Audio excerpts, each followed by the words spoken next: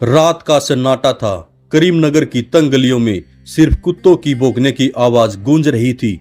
रामा देवी अपने झोपड़ीनुमा घर के आंगन में खड़ी थी, हाथ में एक पुरानी स्टील की गिलास जिसमें पानी की जगह कुछ और था। एक ऐसी चीज जो उसकी जिंदगी को हमेशा के लिए बदलने वाली थी। उसका चेहरा गुस्से से लाल था, आंखों में आंसुओं की चमक थी और दिल में एक ऐसी आग जो बरसों की सहनशीलता को जलाकर राख कर चुकी थी। सामने टूटी फूटी खाट पर संतोष लेटा था, शराब के नशे में बेसुध। उसकी सांसें भारी थी और हर सांस के साथ रामा देवी का गुस्सा बढ़ रहा था। बस अब और नहीं, रामा देवी ने दांत पीसते हुए खुद से कहा। उसकी आवाज में नफरत थी, दर्द था और एक ऐसी ठंडक थी जो रोंगटे खड़े कर दे। उसने गिलास को और कसकर पकड़ा, जैसे उसमें उसकी पूरी जिंदगी का बोझ समाया हो।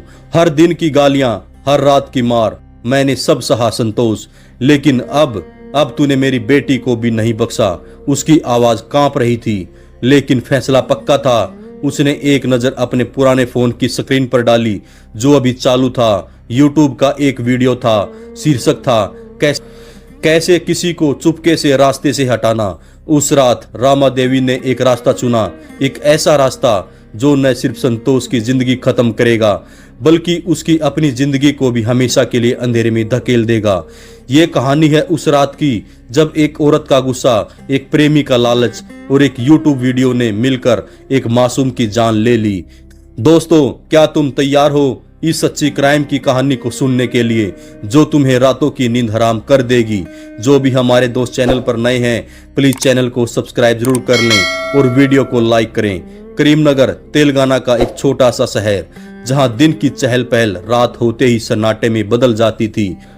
बोमकल गांव की तंग गलियां जहां मिट्टी के घर और छोटे छोटे खेत एक दूसरे से सटे हुए थे, वहां संतोष और रामा देवी का घर था। बाहर से देखने में यह एक साधारण सा परिवार था। संतोष एक स्थानीय पुस्तकालय में सफाई कर्मचारी, रामा देवी एक गृहिणी और उनकी छोटी सी बेटी जो अभी स्कूल की शुरुआती कक्षाओं में थी।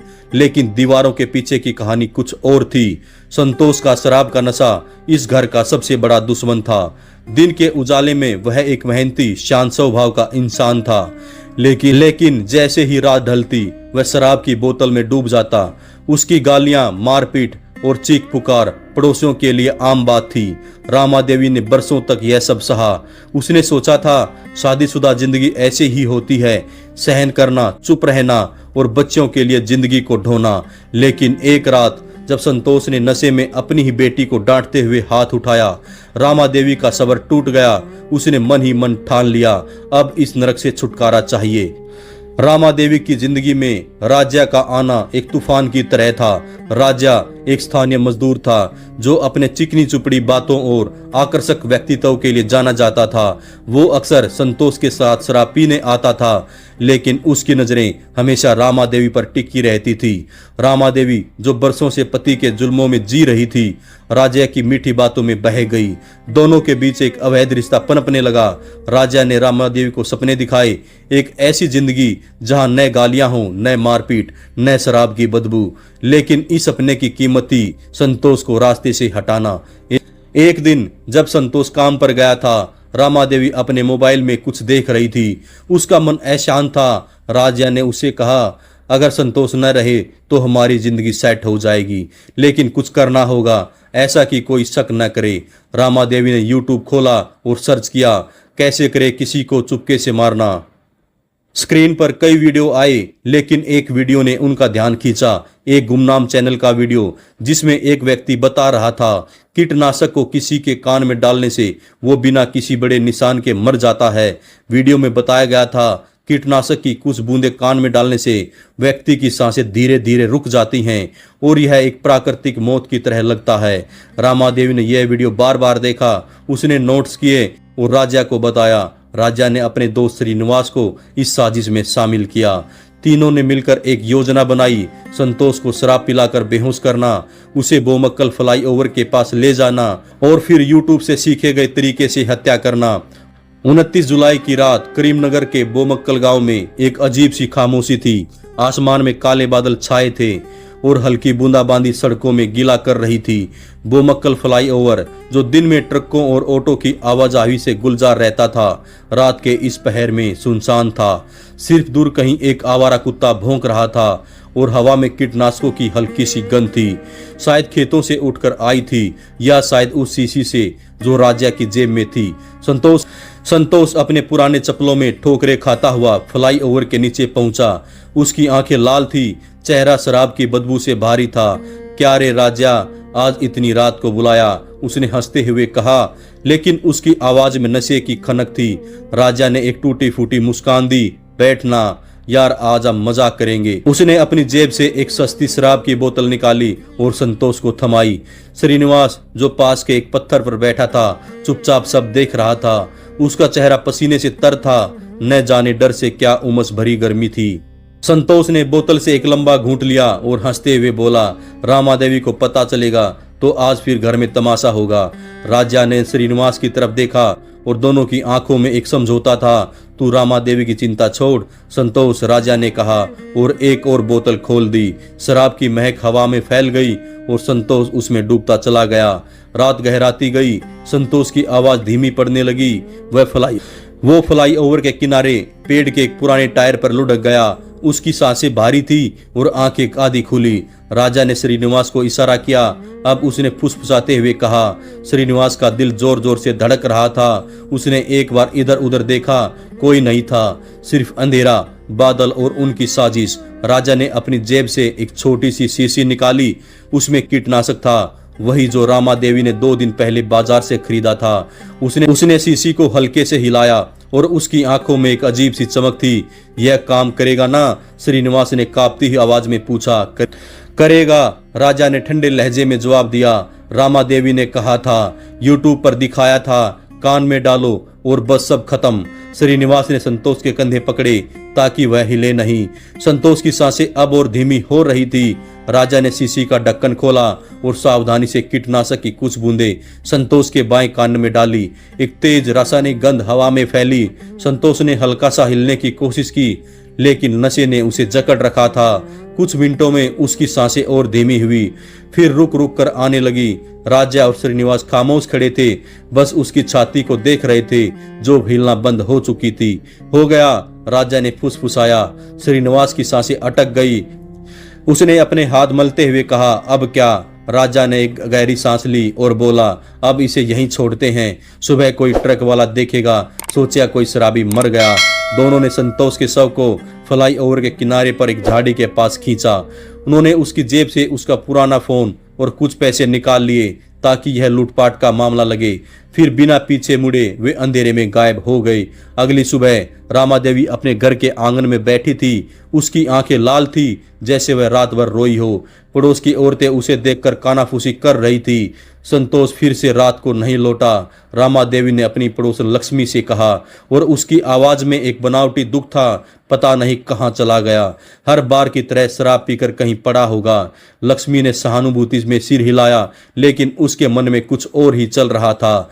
संतोष की शराबखोरी पूरे गांव को पता थी, लेकिन रामा देवी का यह शांत स्वभाव कुछ अजीब था। रामा देवी ने दोपहर तक इंतजार किया, फिर स्थानीय पुलिस स्टेशन पहुंची। उसने थानेदार को बताया, मेरे पति कल से लापता हैं, शायद किसी दोस्त के साथ शराब पीने गए हों, लेकिन अब तक नहीं लौटे। उसकी आवाज में डर था, लेकिन उसकी आंखें कुछ और कह रही थी। थानेदार ने एक सिपाही को बुलाया और कहा, जाकर देखो बोमक्कल फ्लाईओवर के पास कोई शराबी तो नहीं पड़ा, वहां अक्सर ऐसे लोग मिलते हैं। रामा देवी घर लौटी और अपने बेटे को गले लगाकर रोने का नाटक करने लगी। उसका बेटा, जो अभी 14 साल का था, चुपचाप कोने में बैठा था। उसे अपने पिता से कोई खास लगाव नहीं था, लेकिन उसकी माँ का यह व्यवहार उसे अजीब लग रहा था। माँ, पापा को कुछ हुआ तो नहीं? उसने धीरे से पूछा। रामा देवी ने उसका सिर सहलाया। वह कहीं होंगे, तू चिंता मत कर। 1 अगस्त की सुबह बोमक्कल फ्लाईओवर के पास एक ट्रक ड्राइवर ने संतोष का शव देखा। वह झाड़ियों में पड़ा था, उसका चेहरा पीला पड़ चुका था और शरीर ठंडा। ड्राइवर ने तुरंत पुलिस को फोन किया। कुछ ही देर में पुलिस की जीप और एक एम्बुलेंस मौके पर पहुंची। रामा देवी, राजा और श्रीनिवास भीड़ में शामिल हो गए, जैसे वे बस उत्सुक पड़ोसी हों। रामा देवी ने शव को देखते ही चीख मारकर रोना शुरू कर दिया। हाय मेरे संतोष, तुम कहाँ चले गए। उसकी चीखें इतनी तेज थी, कुछ लोग वाकई उस पर तरस खाने लगे। पुलिस ने शव को पोस्टमार्टम के लिए भेजने की तैयारी की, लेकिन रामा देवी ने अचानक विरोध शुरू कर दिया। नहीं साहब, पोस्टमार्टम की क्या जरूरत, वह शराबी था, शराब पीकर मर गया होगा। हम गरीब लोग हैं, बस उसे दफना देना चाहते हैं। उसकी बातों में एक अजीब सी जल्दबाजी थी। थानेदार, जिसका नाम रमेश राव था, उसकी तरफ गहरी नजरों से देखा।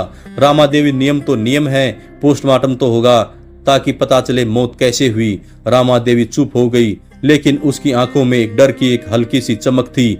थानेदार रमेश राव को इस मामले में कुछ गड़बड़ लग रहा था। संतोष का शव बिल्कुल साफ था, न मारपीट के निशान न कोई चोट, लेकिन उसकी आंख और कान के पास एक अजीब सी लालिमा थी जो सामान्य नहीं लग रही थी। रमेश ने अपने सिपाही को बुलाया और कहा, इसके फोन का रिकॉर्ड चेक करो, आखिरी कॉल किसने किया था, और हाँ, बोमक्कल फ्लाईओवर के पास के सीसीटीवी फुटेज भी निकालो। पोस्टमार्टम की रिपोर्ट 2 दिन बाद आई। डॉक्टर ने बताया संतोष की मौत कीटनाशक के जहर से हुई थी, जो उसके कान के जरिए शरीर में गया था। यह सुनकर रमेश राव की भौहें तन गई। कान में जहर? उसने हैरानी से पूछा। ऐसा तो मैंने पहले कभी नहीं सुना, यह कोई आम मौत नहीं है। रमेश ने अपनी जांच शुरू की। सबसे पहले उन्होंने संतोष के फोन का रिकॉर्ड चेक किया। आखिरी कॉल राजा के नंबर से थी, जो 29 जुलाई की रात 9:30 बजे की थी। इसके बाद उन्होंने बोमक्कल फ्लाईओवर के पास एक पेट्रोल पंप के सीसीटीवी फुटेज की जांच की। फुटेज में साफ दिख रहा था संतोष, राजा और श्रीनिवास रात को 10 बजे के आसपास वहां से गुजरे थे। लेकिन एक और चौंकाने वाली चीज थी, रामा देवी का फोन भी उस रात उसी इलाके में एक्टिव था। हालांकि वह दावा कर रही थी वह घर पर थी। रमेश राव ने रामा देवी, राजा और श्रीनिवास को थाने बुलाया। रामा देवी ने फिर वहीं रोना शुरू कर दिया। साहब, मैं तो अपने पति को ढूंढ रही थी, मुझे क्या पता था ऐसा होगा। लेकिन रमेश को उसका नाटक अब समझ में आने लगा था। उन्होंने राजा से सख्ती से पूछताछ शुरू की। तूने आखिरी बार संतोष को कब देखा, और उस रात तू फ्लाईओवर पर क्या कर रहा था? राजा पहले तो टाल मटोल कर रहा था, लेकिन जब रमेश ने सीसीटीवी फुटेज और कॉल रिकॉर्ड्स का हवाला दिया तो वह घबरा गया। श्रीनिवास, जो पहले से ही डरा हुआ था, ने कुछ ही देर में सब कुछ उगल दिया। साहब, यह सब रामा देवी का आइडिया था। उसने कहा था, यूट्यूब पर उसने एक वीडियो देखा है जिसमें बताया गया था कि कीटनाशक से हत्या कैसे की जा सकती है। हमने बस वही किया। रामा देवी ने पहले तो इनकार किया, लेकिन जब पुलिस ने उसके फोन की जांच की तो यूट्यूब की हिस्ट्री में वह वीडियो मिल गया। उसने आखिरकार हार मान ली और सारी साजिश कबूल कर ली। उसने बताया संतोष की शराबखोरी और मारपीट से वह तंग आ चुकी थी। राजा के साथ उसके अवैध संबंध थे और संतोष को रास्ते से हटाना चाहती थी। यूट्यूब वीडियो ने उसे एक आसान और चुपके से हत्या करने का तरीका दिया। 6 अगस्त 2025 को पुलिस ने रामा देवी, राजा और श्रीनिवास को गिरफ्तार कर लिया। करीमनगर के छोटे से गांव में यह खबर आग की तरह फैल गई। पड़ोसी, जो कभी रामा देवी को एक साधारण गृहिणी समझते थे, अब उसकी साजिश सुनकर दंग रह गए। संतोष का बेटा, जो इस सारी साजिश में अनजान था, अपनी मां की सच्चाई जानकर टूट गया। उसकी छोटी बहन, जो अभी स्कूल में थी, अब अनाथी हो गई थी। यह कहानी सिर्फ एक हत्या की नहीं है, ये कहानी है उस गुस्से की जो बरसों तक दबा रहा। ये कहानी है उस प्रेम की जो गलत रास्ते पर चल पड़ा, और ये कहानी है उस तकनीक की जो गलत हाथों में पड़कर हथियार बन गई। यूट्यूब, जो ज्ञान और मनोरंजन का स्रोत है, रामा देवी के लिए अपराध का स्कूल बन गया। दोस्तों, अगर आपको हमारी ये सच्ची क्राइम स्टोरी अच्छी लगे तो हमारे चैनल को लाइक, शेयर और सब्सक्राइब जरूर करें। नमस्कार, धन्यवाद, जय हिंद, जय भारत।